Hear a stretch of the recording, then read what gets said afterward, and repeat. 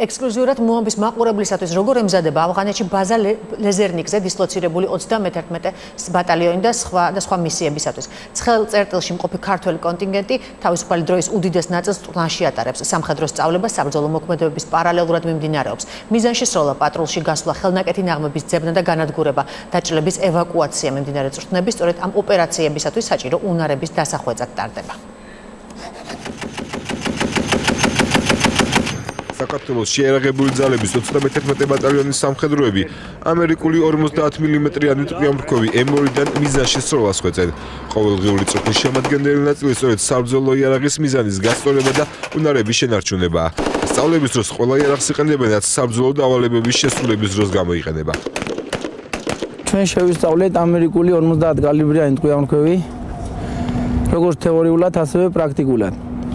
დღეს გქონდა სროლები 7.62 მმ-იანი ტყვიამრქვევიდან, ასევე ახალი შესწავლილი იარაღიდან.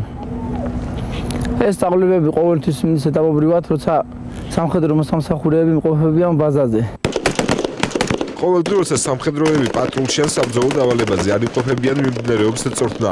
ყველა იმ ოპერაციაზე, რომელშიც მონაწილეობის მიღებაც ქართულ ანაყოფს ავღანეთში უწევს. უსაფრთხოება ყოველთვის მნიშვნელოვანია და მისიის შესრულების ყველა ეტაპზე აქცენტი სწორედ ამაზე კეთდება.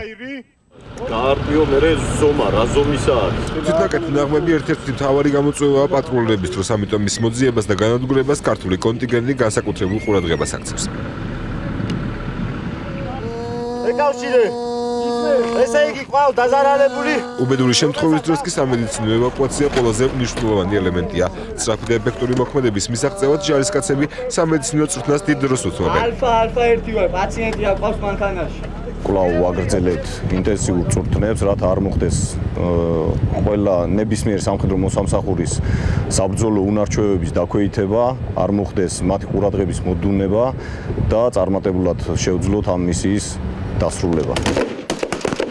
31 ბატალიონი ავღანურ მისიას უკვე ასრულებს. რამდენიმე დღეში მათ 23 ბატალიონი ჩაანაცვლებს. ქართული სამხედროები ISAF-ის მისიაში ბოლომდე 2014 წლის დასასრულამდე დარჩებიან. შემდეგ კი განახევრებული კონტინგენტი წვრთნის და დახმარების მისიაში ჩაერთვება.